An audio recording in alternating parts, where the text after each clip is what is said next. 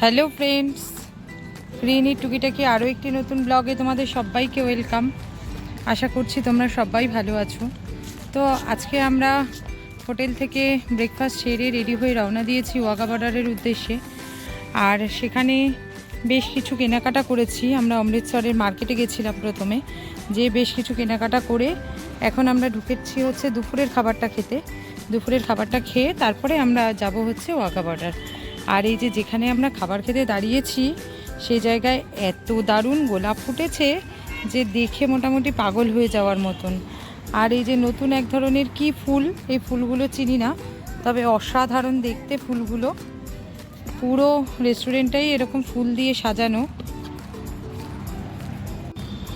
এই রেস্টুরেন্টে ঢোকার পথটা পুরো এরকম ফুল দিয়ে সাজানো। ওখানে ছিল হলুদ রঙের, আর এখানে এই আরেকটা কালারের গোলাপ।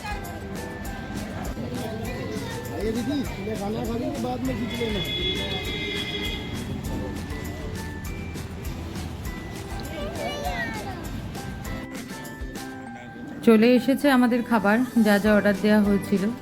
আমার ছেলে অর্ডার দিয়েছে মশলা কুলচা, ডাল মাখানি, আরও কী কী সব, টক দই কী কী সব দিয়েছে, তার সাথে চিকেনও আছে। আর আমাদের জন্য অর্ডার করেছিলাম, যেহেতু দুপুরবেলা, সেই জন্য আমাদের কুলচা টুলচা খাওয়ার ইচ্ছা ছিল না, তো আমাদের জন্য সাদা ভাতই বলেছিলাম। আর তার সাথে ডাল ফ্রাই, চিকেন, ডিমের অমলেট। আর ডিমের অমলেটগুলো দিয়েছে এক একটা পুরো গোটা এক একটা থালার মতন। তো আমরা তো বুঝতে পারিনি যে এতটা বড় বড় হবে ডিমের অমলেটগুলো। তো তাহলে আমরা হয়তো দুটো অর্ডার দিলে আমাদের হয়ে যেত ভেঙে ভেঙে। তো আমাদের না ডিমের অমলেটগুলো নষ্টই হয়েছে লাস্টে দুটো। তো কিছু করবার নেই, যাই হোক। আর তার সাথে দিয়েছিল হচ্ছে লস্যি, মানে আমরাই অর্ডার করেছিলাম। লস্যিটা যে কি অদ্ভুত সুন্দর খেতে, একদম পুরো থকথকে, মানে আমাদের এখানকার লস্যি যেমন হয় পাতলা পাতলা, সেরকম নয়, থকথকে লস্যি। আর দারুণ সুন্দর খেতে লস্যিটা। তো খাওয়া দাওয়া কমপ্লিট করে বেরিয়ে পড়েছি আমরা ওয়াঘা বর্ডারের উদ্দেশ্যে। আর আমরা যাচ্ছি হচ্ছে টোটো করে, কারণ এখান থেকে ওয়াঘা বর্ডার যেতে খুব বেশি সময় লাগে না। আর ওয়াঘা বর্ডার যাওয়ার এই রাস্তার পাশটা খুব সুন্দর, পুরো বোগেনভ্যালিয়া দিয়ে সাজানো। আর বোগেনভ্যালিয়া মানে কি, সব ওই টুকটুকে রানী কালারের বোগেনভ্যালিয়া। আর এত ফুল হয়েছে যে সবুজ পাতা দেখাই যাচ্ছে না। তো পৌঁছে গেছি আমরা। আর টোটো থেকে নেমে তারপরে বাকি যে রাস্তাটা, সেটা আবার ওখান থেকে রিক্সা ভাড়া করতে হয়, সেটা যেতে হয় রিক্সা করে। হেঁটেও যাওয়া যায়, তবে বেশ রোদ্দুর বলে আমরা আর হেঁটে যাইনি, আমরা রিক্সা ভাড়া করে নিয়েছিলাম।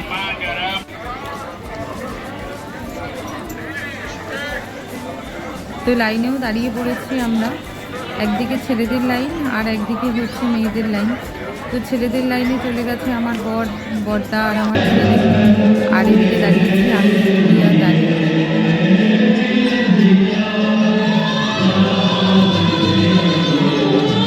ঢুকে গেছি আমরা ভেতরটাতে। আর নিচে দুটো গ্যালারি হয়ে গেছিল, তো সেই কারণে আমরা আর ওখানে বসার জায়গা পাইনি, আমরা চলে এসেছি ওপরে দিকের গ্যালারিতে। আর সত্যি কথা বলতে কি, ওয়াঘা বর্ডারের অভিজ্ঞতা একটা অন্য রকমের অভিজ্ঞতা। তো এদিকে ইন্ডিয়ার সেনারা প্যারেড করছে, আর ওদিকে পাকিস্তানের সেনারা প্যারেড করছে, একই সাথে দু দেশের সেনারা প্যারেড করছে। তো সেটা দেখবার মতন।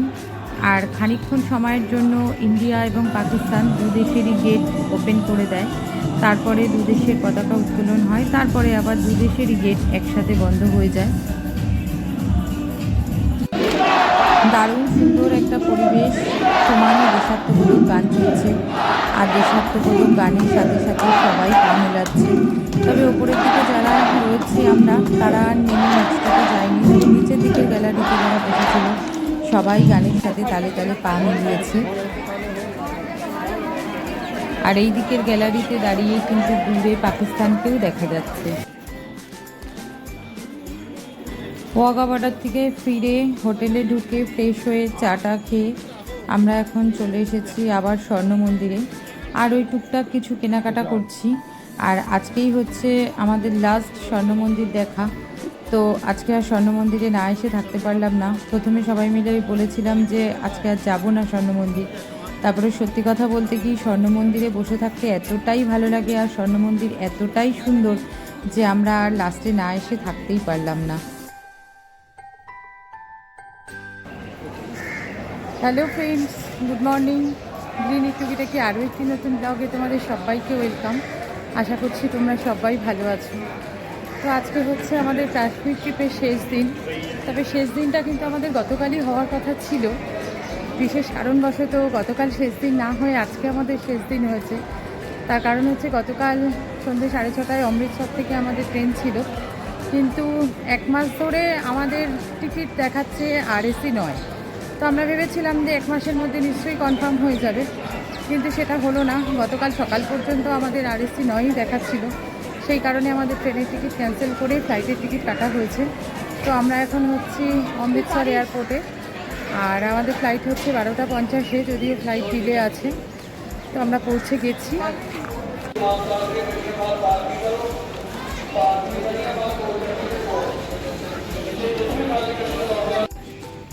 সিকিউরিটি চেকিং আর বাদবাকি ফর্মালিটিস কমপ্লিট করে আমরা এখন বসে রয়েছি। আর আজকে সকাল থেকে রানীর শরীরটা একদমই ভালো না। গতকাল রাত্রিবেলা রানীর একটু জ্বর এসেছে, আর গতকাল রাত্রির থেকেই না রানীর একটু বমি হচ্ছে। গতকাল রাত্রেও একবার বমি করেছে, আজকে সকালেও করেছে। তো সকাল থেকে রানী কিছুই খায়নি, কিছুই খায়নি, শুধু খেয়েছে হচ্ছে জল। তো আমরা এখন চেষ্টা করছি রানীকে অন্তত 2টো বিস্কুট খাওয়ানোর জন্য, কিন্তু সেটা খেতেও একদম রাজি হচ্ছে না। তো একদম খালি পেটে থাকাটাও ঠিক না, তা আমি আর বৌদি মিলে জোর করছি ওকে যাতে অন্তত 2টো বিস্কুট খাওয়াতে পারি।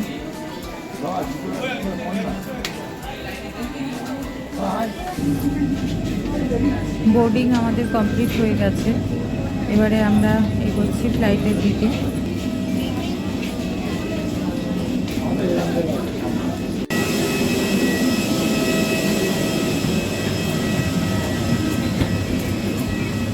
দুটো উইন্ডো সিট ছিল আমাদের, তো একটাতে বসেছে আমার ছেলে আর একটাতে বসেছে হচ্ছে রানী। আর রানী তো ভীষণ এক্সাইটেড, আর রানীর হচ্ছে এটা ফার্স্ট ফ্লাইট জার্নি।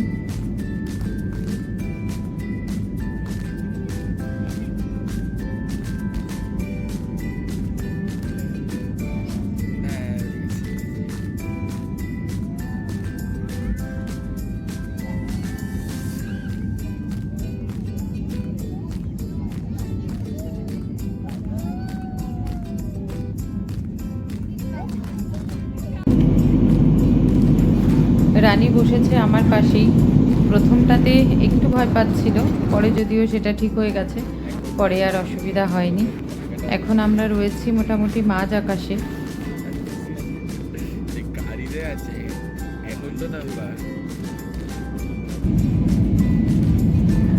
কলকাতা এয়ারপোর্টে নামতে আমাদের কিন্তু আর খুব বেশিক্ষণ বাকি নেই।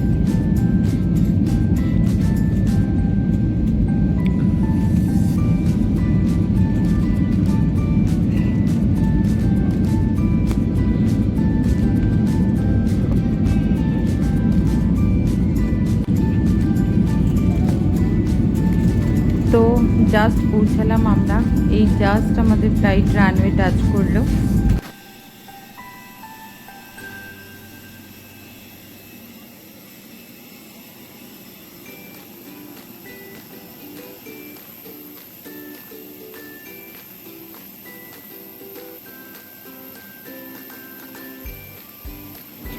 রানীর কিন্তু শরীরটা খুব খারাপ লাগছিল, ফ্লাইটে কিন্তু রানী একবার বমিও করেছে।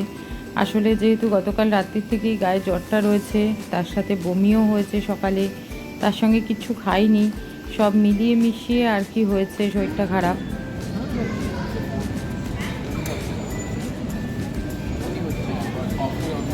এই হচ্ছে অনেকক্ষণের পর্ব, কতক্ষণের সমস্ত লাগেজ আসবে।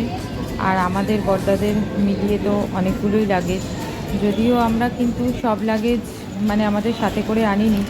আমাদের বেশিরভাগ ভারী ভারী যে লাগেজগুলো ছিল আমরা কিন্তু সব ওখান থেকে অমৃতসর থেকে কুরিয়ার করে দিয়েছিলাম ডিটিডিসিতে। তো একদম আমাদের বাড়িতে পৌঁছে যাবে 7 দিনের মধ্যেই। এয়ারপোর্ট থেকে বেরিয়েই তো আমাদের মোটামুটি একটা ঝটকা লাগলো গরমের। আসলে একদিন এত ঠান্ডায় ছিলাম, তারপরে হট করে এসে কলকাতার এই গরম, প্রচণ্ড গরম লেগে গেছে আমাদের সবারই। তো তো বর্দাদের গাড়িতে চলে যাচ্ছে বনগা, কমল এসেছে বর্দাদের নিতে, আর আমরা ফিরে যাচ্ছি আমাদের বাড়ি। তো কাশ্মীর ট্রিপের এখানেই শেষ, আর আমার কাশ্মীর ট্রিপের ব্লগও এখানেই শেষ। যদি তোমাদের আমার ব্লগগুলো ভালো লেগে থাকে তো একটা লাইক করে দিও, আর কমেন্ট করে অবশ্যই জানিও আমার ব্লগগুলো তোমাদের দেখতে কেমন লাগলো। যদি ভালো লেগে থাকে তো আমার চ্যানেলটা অবশ্যই সাবস্ক্রাইব করে নিও। আজকের মতন টাটা, তোমাদের সাথে দেখা হচ্ছে আবার আরেকটা কোনো নতুন ব্লগে।